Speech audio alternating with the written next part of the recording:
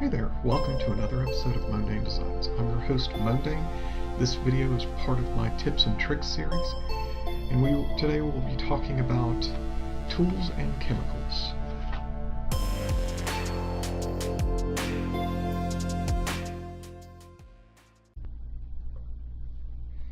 As a video game collector, I've actually expanded just my basic skill sets for being able to care for things and restore them and do everything that's needed to keep my collection as what I would refer to as a living collection. Basically something that still functions. I don't really like the idea of having something sitting on a shelf and claiming that it's part of my collection and knowing that it doesn't work. So I mainly just want to go through and give you guys some tips and tips and tricks about how to take care of your collection. And right now it's just mainly tools and chemicals that we're going to go over. The first thing to go over is your security bits. I use the security bits that you can purchase from various online retailers. I picked mine up from Amazon, and they're mainly just security bits to open up Sega Genesis and Super Nintendo cartridges, although they can open up more things than that. I got these to basically take cartridges apart and be able to clean them a lot easier, but they're also really good for being able to open up cartridges and to avoid frauds. Frauds are a really big thing now, and you can actually get into quite a bit of trouble and pay way too much money for a game that actually is fake. Another thing is a try driver. Now, a try driver is basically just a screwdriver that has 3 points of turning instead of just 2, which is what a flathead would be, or a Phillips head would be 4 points of turning. So the try driver is mainly used by Nintendo to hold on to their things and make sure that people can't get into them. But, you know, like always, people are going to want to open up their devices and clean them, maintain them, or possibly repair them. Another thing that I have is a good soldering iron. Any kind of soldering iron where the temperature is adjustable is definitely preferable to others. I've used a soldering iron to replace capacitors inside of Game Gears and various other things.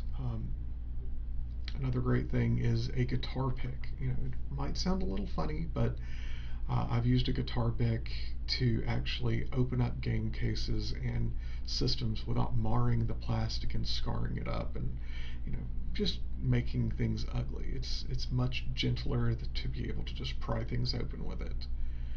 I also use nail clippers to be able to clip away at certain things. Sometimes when you're actually creating a case for something, you need to use nail clippers. I also have a set of what is called side clippers. That is more of a tool than just like a nail clipper is. I also like to use nail filing tools. Specifically, there's a sponge that you can get that's kind of a foam insert thing that has 6 different sides on gradients of filing for nails. I've used this to restore plastics that have been scarred up or anything like that. One of the chemicals that I use is Goof Off. I like Goof Off the most just because Goo Gone actually leaves a residue, and that residue is actually hard to remove.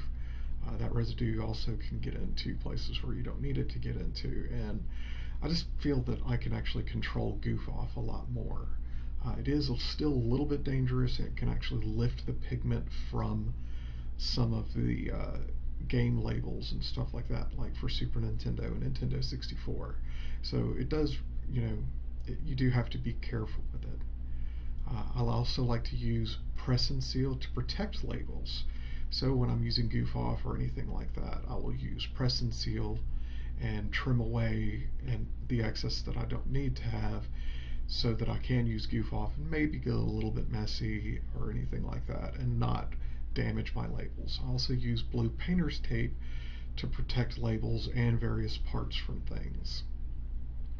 It's just a good idea to go through and have these kind of tools at your disposal, even though some of them are very unconventional.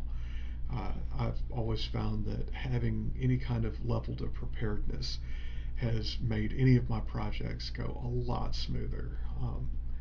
I spend a majority of my time preparing for the task and about 25% of the time actually doing the task. Like I said, these are just some of my tools and chemicals that I use.